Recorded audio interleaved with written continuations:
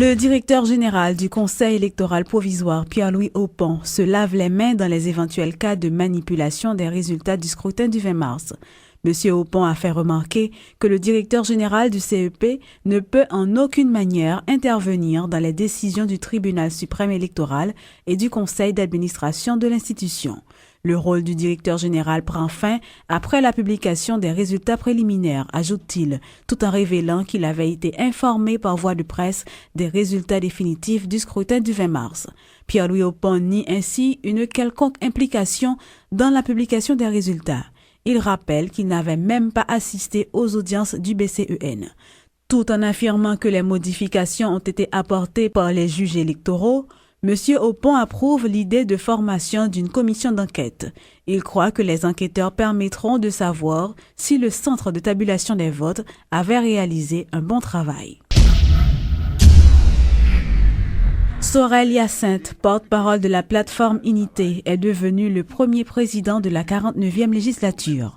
Le bureau est composé en majorité de membres de l'Unité, bloc majoritaire à la Chambre basse. Cependant, des députés membres du groupe minoritaire contestent la légitimité du bureau présidé par M. Hyacinthe.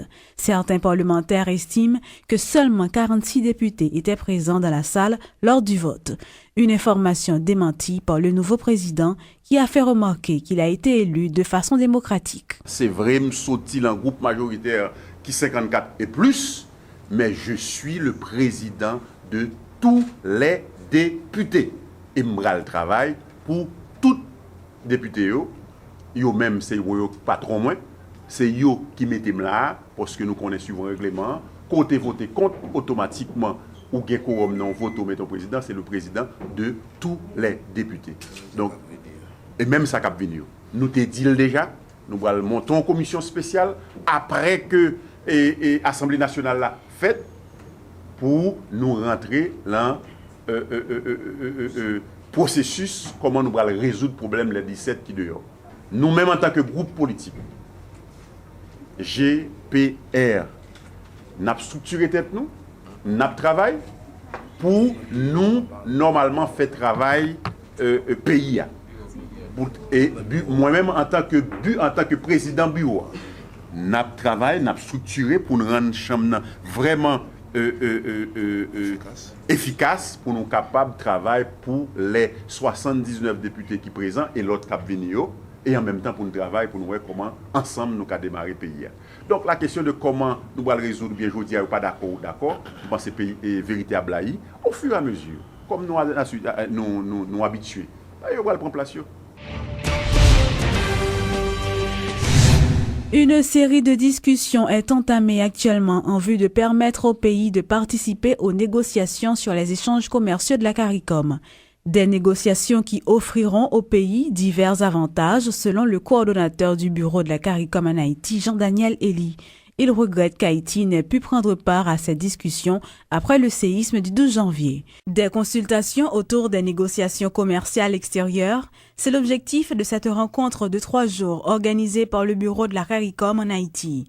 Selon Franz Villarceau-Joseph, coordonnateur de projet, cette activité entre dans le cadre de la mission du bureau afin d'aider Haïti à devenir membre à part entière de la communauté caribéenne. En ce sens-là, activité Jodia sont activités qui permettent partage d'informations sur négociations que CARICOM a menées avec Canada et qui parle tout de accords de partenariat économique et ensuite de différents accords qui gagnent avec OMC.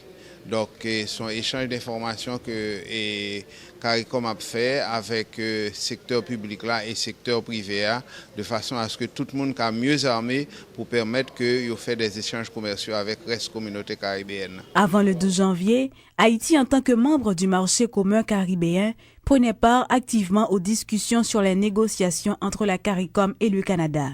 Cependant, suite au séisme, la participation d'Haïti aux activités de la CARICOM a été moins remarquable selon le coordonnateur du bureau de coordination et de suivi des accords de la CARICOM. Jean-Daniel Elie croit qu'il est important que le pays reprenne ses anciennes habitudes pour en tirer profit. Haïti a participé dans le système commercial multilatéral là, depuis 1948. Haïti, c'est un membre fondateur du système commercial multilatéral. Maintenant, Qu'on participe, qu'on pas participer, ça peut sortir, il prend l'imposer, et ce qui veut dire qu'il faudra les mettre en application. Donc, il y a une nécessité effectivement pour prendre part activement à cette discussion pour défendre l'intérêt également.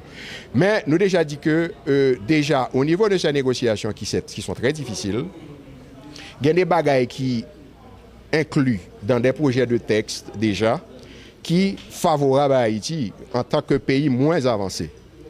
Et c'est peut-être l'avantage qu'on gagne, le fait qu'on soit un pays moins avancé, côté que on gagne des possibilités pour bénéficier de flexibilité, de plus de flexibilité par rapport aux autres. Flexibilité, par exemple, on pourra le mettre en application, dispositions qui pourraient sortir dans les différents domaines qui pourraient viser et dispositions, accords qui pourraient sortir dans les différents domaines. Notons qu'Haïti a signé en 2009 un texte relatif à l'accord de partenariat économique qui devra être ratifié par les parlementaires de la 49e législature.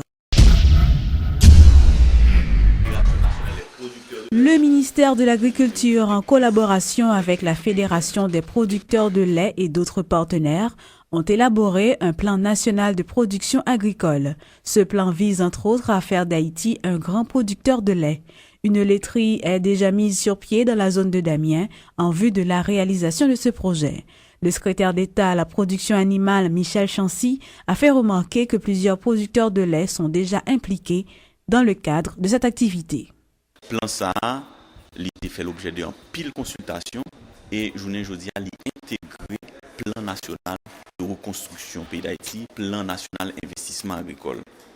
Et dans le plan ça, nous prévoyons construire à travers tout le pays une série d'unités de transformation de lait qui pour permettre que les paysans qui ont bœuf capables de vendre lait, faire comme avec et puis que lait ça lui-même qui rentrer sur le marché, soit marché cantine scolaire ou bien marché formel. Donc, pour nous capables de développer ça, pour nous capables véritablement faire de façon coordonnée, nous rassembler une série d'institutions qui sont intéressées dans la question, institutions, l'État, pour l'université, mais des ONG et des producteurs, de façon à ce que nous travaillions de façon coordonnée et puis pour que la main dans la main, nous sommes capables de valoriser toutes les ressources. L'Office de la protection du citoyen et de la citoyenne a procédé le vendredi 15 avril dernier à l'installation d'un nouvel agent spécialisé à Hinche dans le plateau central. Il s'agit de Lesner Vincent. Selon la protectrice du citoyen et du citoyenne, Florence Elie, des agents spécialisés sont déjà installés un peu partout à travers le pays. Ils permettront à l'OPC de mieux servir la population. Je vous nomme Maître Lesner Vincent, agent spécialisé de l'Office de la protection du citoyen dans la juridiction de Hinche. Vous avez là une noble tâche que je suis convaincue vous serez à même de remplir. Donc, je pense avoir donné tous les conseils nécessaires à la population qui nous entoure, à vos collaborateurs. Il ne me reste qu'à vous souhaiter bon travail et bonne application parce que votre tâche ne sera pas facile. Nous sommes au bureau central à votre disposition. Si vous avez des problèmes, de toute façon, nous fonctionnons, comme vous le savez, avec le bureau central. Autrefois, les employés victimes d'un abus de l'administration publique ici dans le haut plateau central n'avaient d'autre alternative que de frapper à la porte d'un cabinet d'avocats si ses moyens financiers le permettaient. Sinon, gémir en silence, puis se résigner. Mais aujourd'hui, grâce à la protectrice, Madame Florence Elie, ils ont une porte à frapper, qu'est l'OPC, par le biais de son agent spécialisé, en l'occurrence, Maître Lesner Vincent, votre serviteur.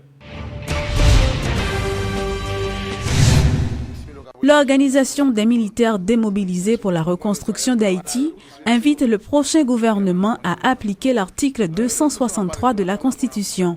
Selon le président de l'organisation, le sergent Chéri Samson, les membres de l'ancienne armée sont toujours mobilisés en attendant le mot d'ordre du nouveau gouvernement. Il faut payer l'armée.